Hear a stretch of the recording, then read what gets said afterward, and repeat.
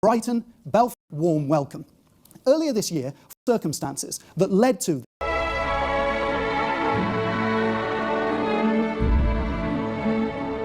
So it's possibly the most famous letter in modern Jewish history, and it begins with 3 words: Dear Lord Rothschild. Dear Lord Rothschild, I have much pleasure in conveying to you, on behalf of His Majesty's government, the following declaration of sympathy with Jewish Zionist aspirations, which has been submitted to and approved by the Cabinet. Why was it that this letter was sent by the Foreign Secretary to your great-uncle Walter? It's an interesting question because it was primarily a movement from Eastern Europe, but they didn't clarify who was in charge of that movement. And in addition, it was, after all, in Great Britain. So they felt that the Rothschild family should be the one to whom it was addressed. And Walter was Lord Rothschild, and he was a Zionist. And those really are the background reasons. So Walter received the Balfour Declaration, and I have a copy here. And I wonder if I could possibly ask you to read it for us. Yes, indeed. Yeah. I'm going to put on my spectacles to make sure I read it accurately.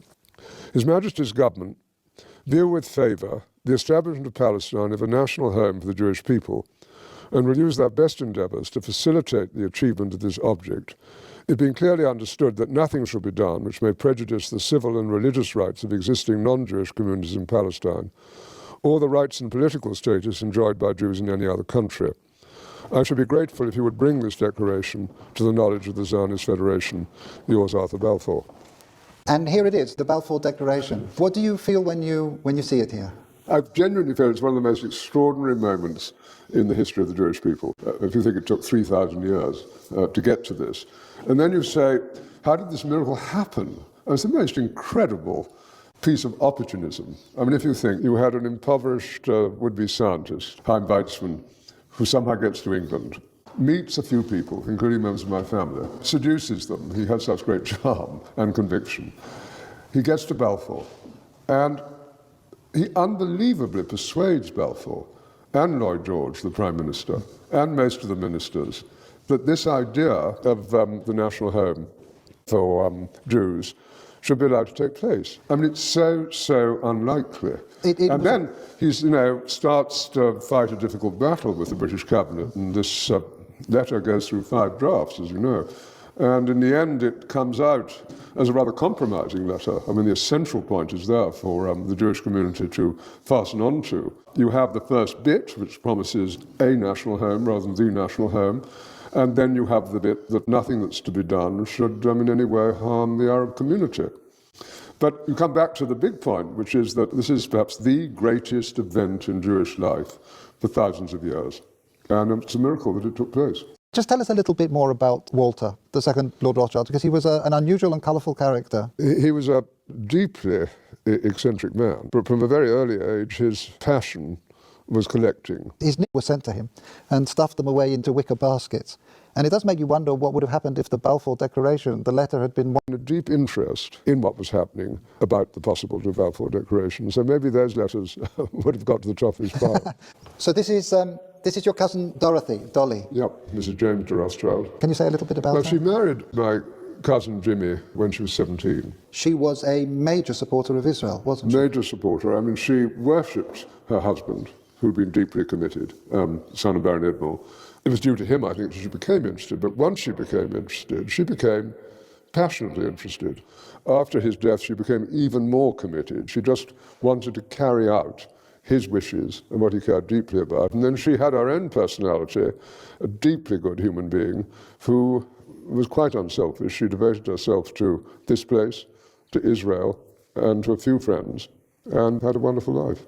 And you can read letters from her to Weizmann and from Weizmann to her when she was only 17. And what she did, which was crucially important, was to connect up Weizmann with the British establishment. I think she also trained him in how to deal. She helped educate him how to and it's conduct himself. At that age, but she did sort of tell Weizmann, how to kind of integrate, how to insert himself into British establishment life, which he learned very quickly. And we're sitting here at the 100th anniversary of this significant letter. If I can just ask you to think about the next centennial, 100 years' time, and just maybe share some of your hopes, your aspirations about where Israel will be. what does one hope for? One, of course, hopes for a peaceful relationship with Israel's neighbours, and that's going to be the most difficult matter of all to achieve. But even now you can see, with the disarray in the Middle East and the importance of relationships that Israel is developing, not only with Jordan, but also with Egypt and indeed with Saudi Arabia, even if they're not publicised because of the Sunni-Shiite war, there's hope.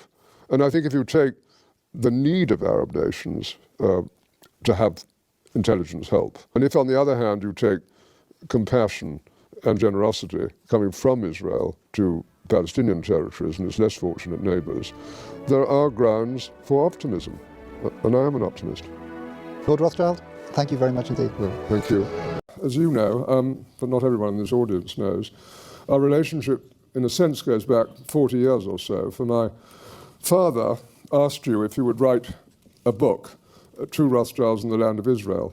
Was it your first book or your second book? Second book. It tells the story of Baron Edmond de Rothschild and his son James's profound interest and involvement with Palestine and then the State of Israel. And he helped persecuted Russian Jews at the time of the Russian pogroms in the 1880s to settle in Palestine. James continued his work and lived in England following the horror of the Dreyfus case in Paris and his marriage to an English girl of 17, as you were hearing earlier at the time, my late cousin Dorothy. Both of them played a prominent role in the events leading up to the Declaration. Towards the end of his life, my cousin James, Jimmy as he was known, donated the Knesset to the State of Israel, and his wife Dorothy, we called her Dolly, continued his work through the foundation Yad Hanadib, in Hebrew, the benefactor, and it was her idea for our foundation to support the building of the Supreme Court. She entrusted me with the chairmanship of the foundation, which today employs some 40 people in Jerusalem and supports a wide range of activities, including education, technology, environmental issues, and facilitating employment for Arab communities. We're currently engaged in the building of Israel's new National Library in Jerusalem for the people of the book and all faiths. And for the first time, thanks to the technological revolution we're going through, the library will be able to link up its vast and rich collections to peoples of all nationalities and denominations throughout the world. The new building should open its doors to the public in its newly created form on a wonderful island site looking towards the Knesset and the Israel Museum in about 4 years' time.